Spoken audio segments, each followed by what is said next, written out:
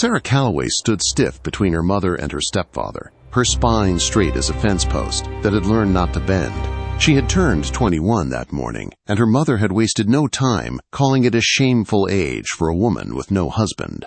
In Margaret Callaway's eyes, Sarah was already used up, too old, too sharp, too wrong in every way that mattered. Her body bore the marks of hard years. Her shoulders were narrow, her hips slim, her hands rough and scarred from work meant for animals and men. The sun had darkened her skin, and her hair was pulled tight at the back of her head, not from vanity, but from habit.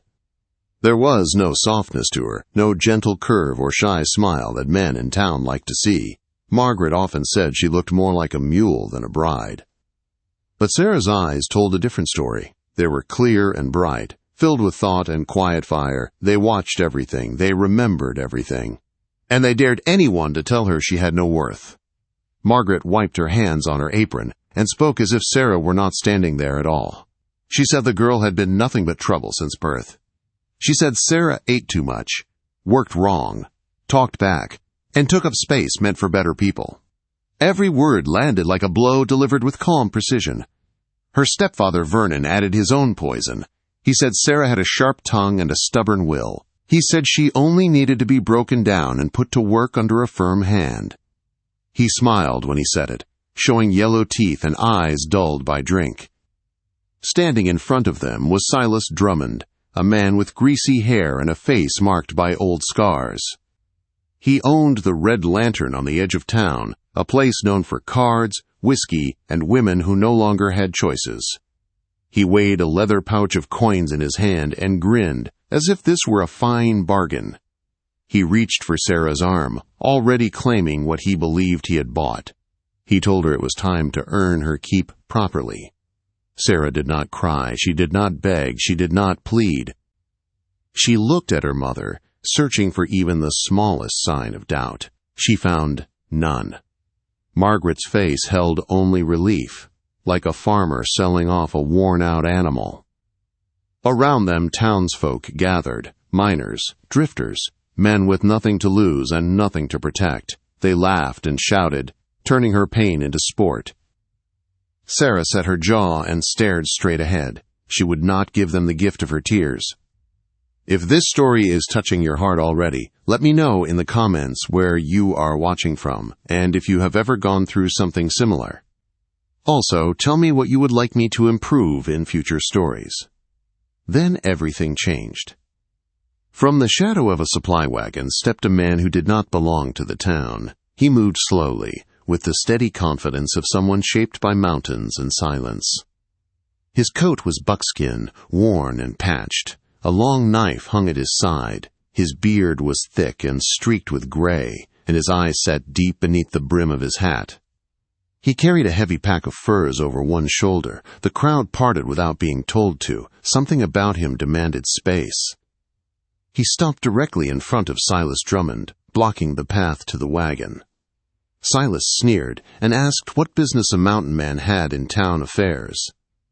The stranger set his pack down with a dull thud. The furs were fine, worth more than most men earned in a year. When he finally spoke, his voice was calm and steady. He said that if Sarah was so worthless, then he would take her, not for drink serving, not for selling her body. He said he would build her a house with his own hands. He said she could stay if she wished or leave if she chose, free. The street fell silent. Margaret's face tightened with anger. She said no one had the right to interfere. The mountain man answered that he had already done so. He turned his eyes to Sarah. They were not cruel. They were not hungry. They held something she had never seen directed at her before: respect. He told her she could walk away right then if she wanted.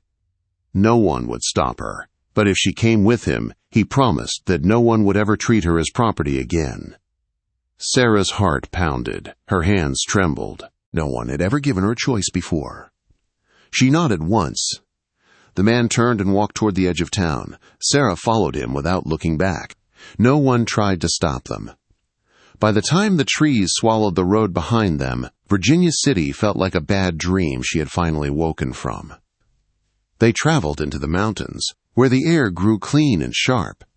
Sarah rode a tired mule and waited for the cruelty to appear, for the kindness to vanish. It never did. The man spoke little. He walked. He shared water. He never rushed her. At dusk they reached a clearing. A half-built cabin stood there, rough and unfinished. A fire pit waited cold and dark. The man told her the truth. This was not comfort yet. But it could be. She could stay and help build, or he would take her back at dawn. No questions asked. She asked why. He said because the choice was hers. That night, wrapped in his spare coat, Sarah slept without fear for the first time in her life. She did not know it yet, but the mountains were already changing her fate. Morning came softly in the mountains. Pale light slipped through the pine branches and rested on the half-built cabin like a promise. Sarah woke slowly, confused by the quiet. No shouting, no slammed doors, no sharp voice telling her she was late or wrong. Only wind moving through trees and the distant call of a bird she did not know. She sat up, clutching the coat around her shoulders, half expecting the safety to vanish. It did not. The mountain man was already awake. He knelt near the fire pit, coaxing flames from cold ash with patient hands. He did not look at her right away. He did not rush her. He simply tended the fire like someone who understood that some things needed time. He handed her a tin cup filled with warm water boiled from the stream. She accepted it carefully, still waiting for the price that kindness always seemed to carry. None came. They ate in silence. Simple food, dried meat, beans. He made sure her portion was full before touching his own. It was a small thing, but it struck her harder than any grand gesture ever could. When they began work, she braced herself for shouting or correction. Instead, he showed her how to lift stones without straining her back. He showed her how to hold an axe so the weight did the work instead of her arms. When she made mistakes, he did not sigh or mock her. He simply adjusted her hands and let her try again. Her muscles burned, blisters formed and broke. Still, something inside her eased. No one was watching to catch her failing. No one was waiting to punish her for learning slowly. Days passed. The cabin walls rose. Logs fit together tighter. Mud filled the cracks. At night they sat by the fire. He always slept outside under the lean-to, even when rain crept in and cold settled deep into the ground. He said she needed space. He said safety mattered more than his comfort. Those words settled into her bones. One evening, as the fire cracked and sparks rose into the dark, she finally asked about him, about the silence, about why he lived alone so far from town. He told her he had once built homes near a river far away. He had a wife who loved wildflowers and hymns, a daughter with her mother's smile. Fever took them both within days. After that, he said, the world grew too loud. The mountains were the only place quiet enough to breathe.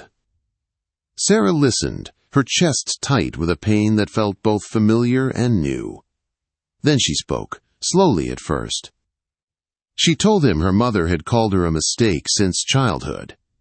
She said she had once loved reading until the book was burned. She admitted she could barely remember her letters anymore. He listened without interruption. When she finished, he stood, found a smooth board, and wrote her name in charcoal. He showed her each letter like it mattered, like she mattered. She traced the letters with shaking fingers. When she finished, she pressed the board to her chest and cried silently into the dark. That night, the mountains felt less empty. Far away, Virginia City did not forget her, and trouble was already finding its way up the trail.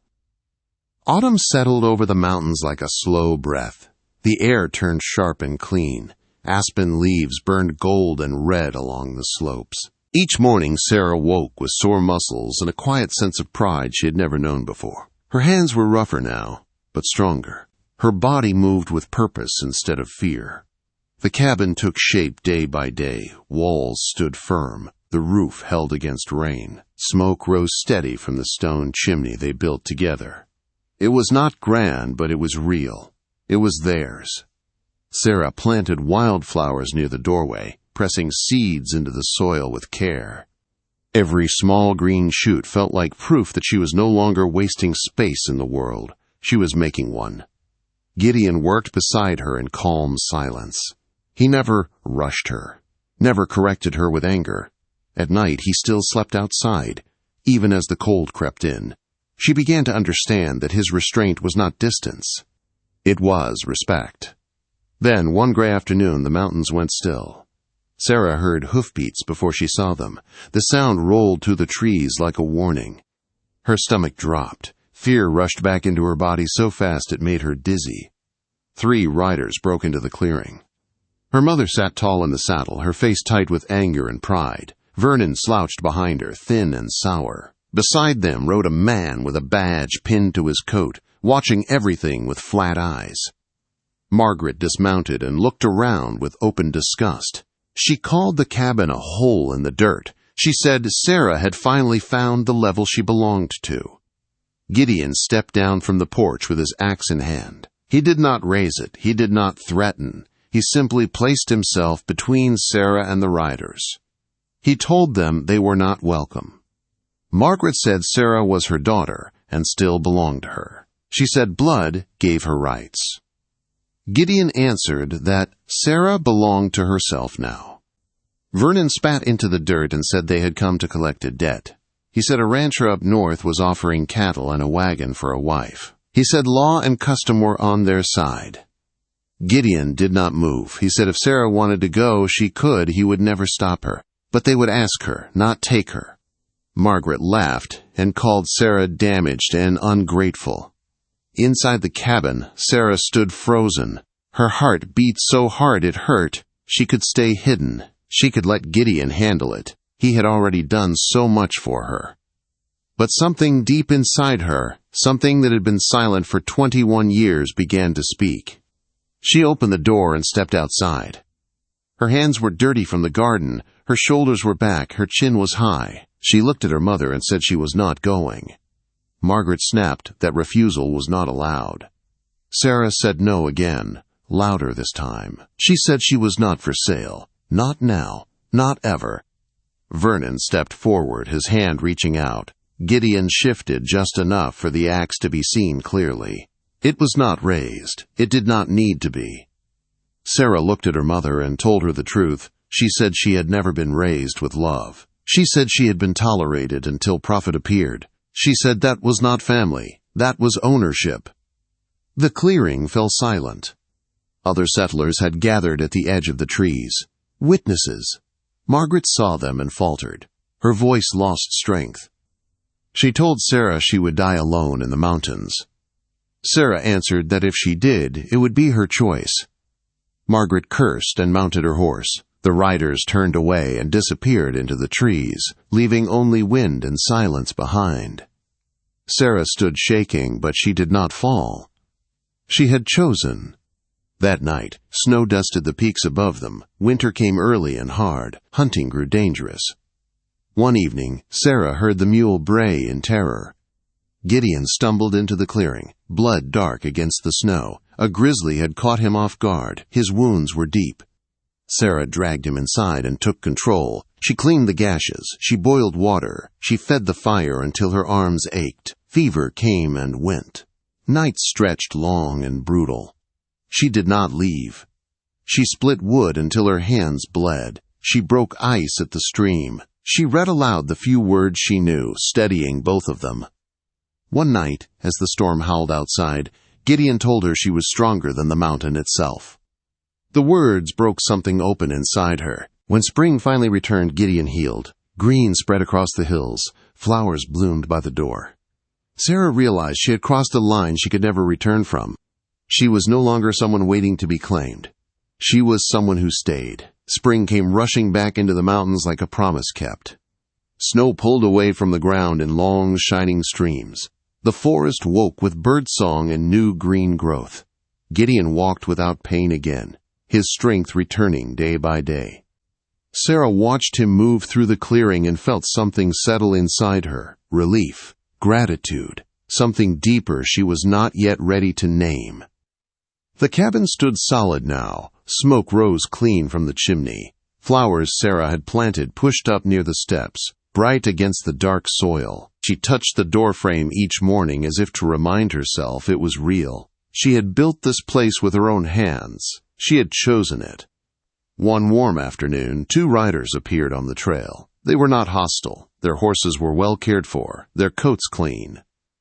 The older man tipped his hat and spoke with respect. He said they were opening a new store in a growing town and needed someone who could read, write, and keep records straight.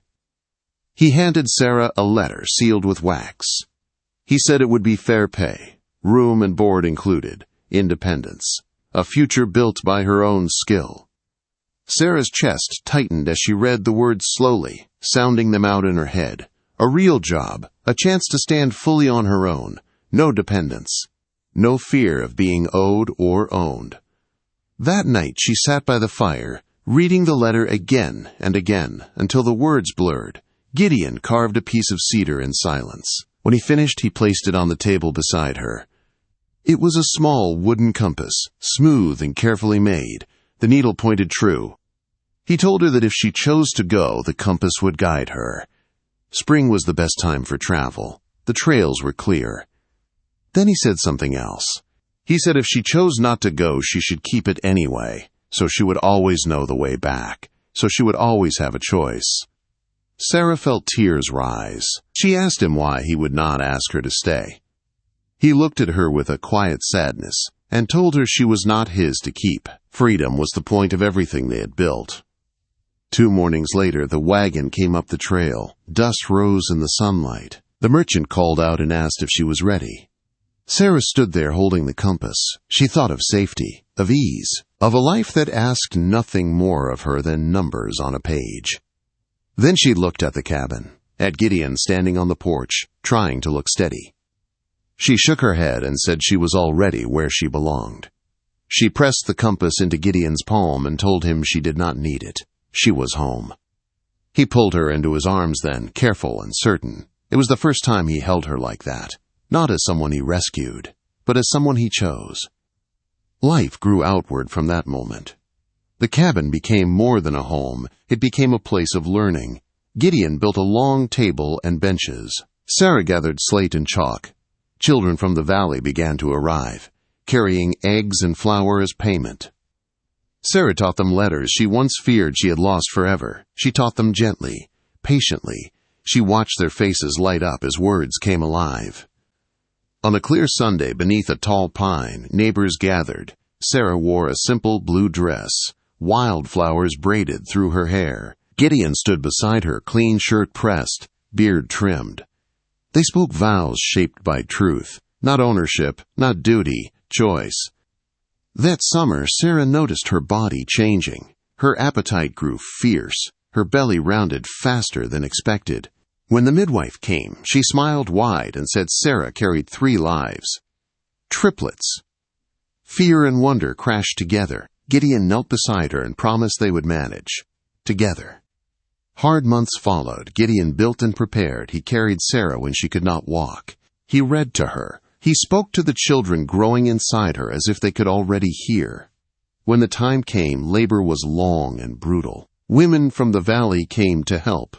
Gideon never left her side. 3 cries filled the cabin before dawn. 2 boys and a girl, small, perfect, alive.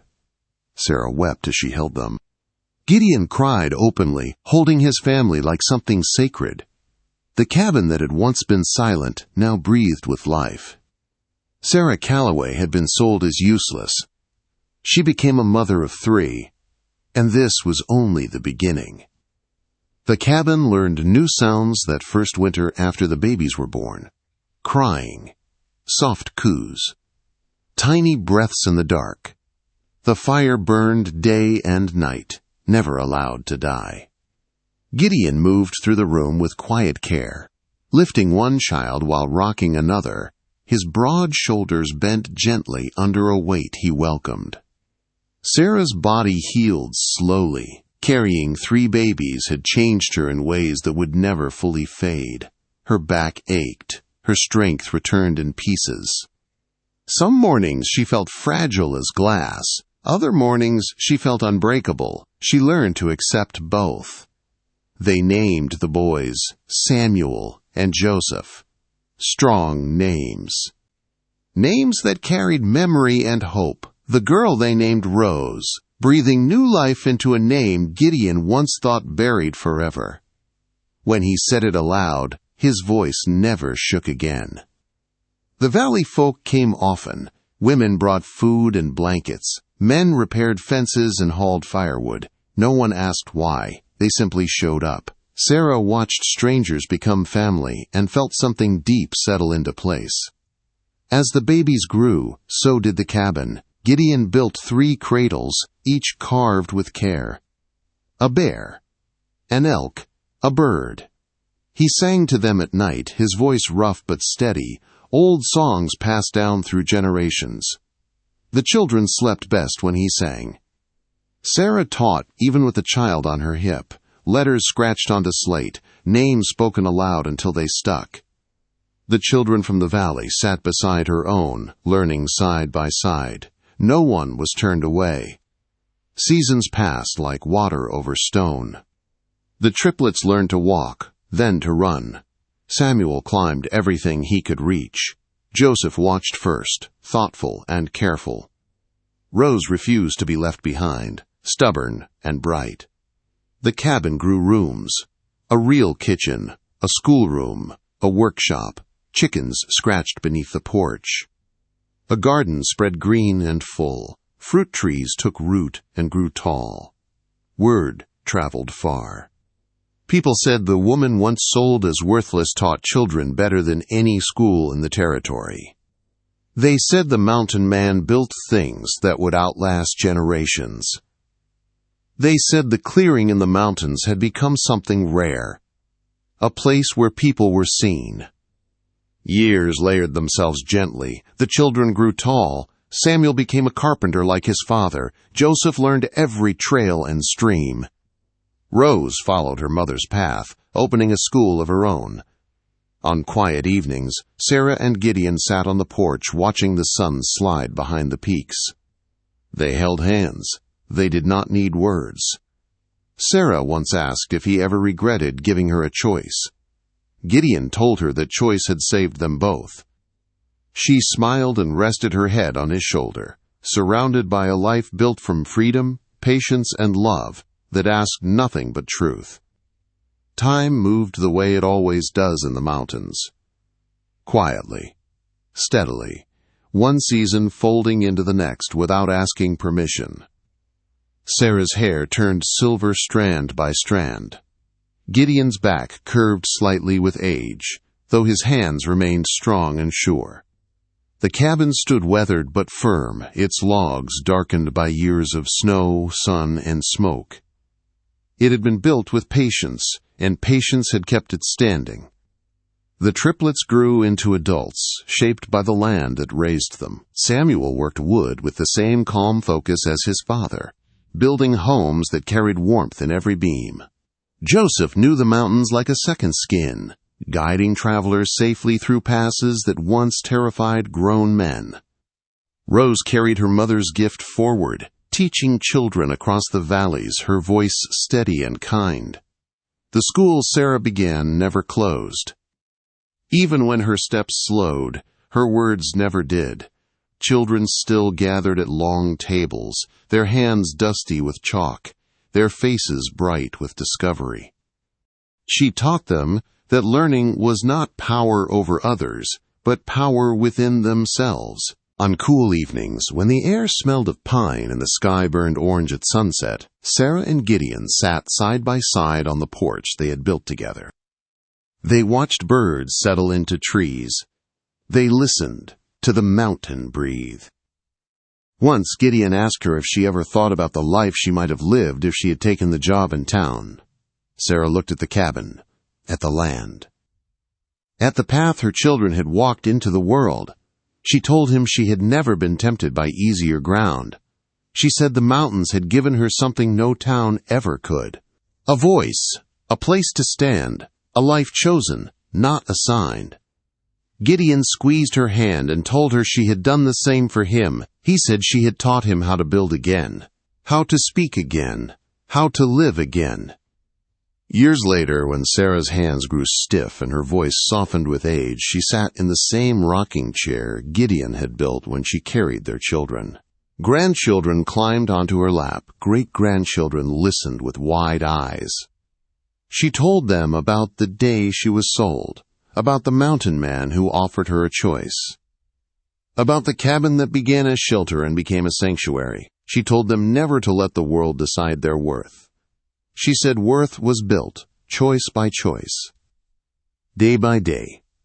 When Sarah passed, the mountain held her gently. Gideon followed not long after. They were buried beneath the tallest pine on the ridge, where the wind sang through branches like a quiet blessing. The cabin still stands. People say you can feel something there, a steadiness, a warmth, proof that love rooted in respect can outlast cruelty, proof that one choice can change everything. Sarah Callaway was once called useless.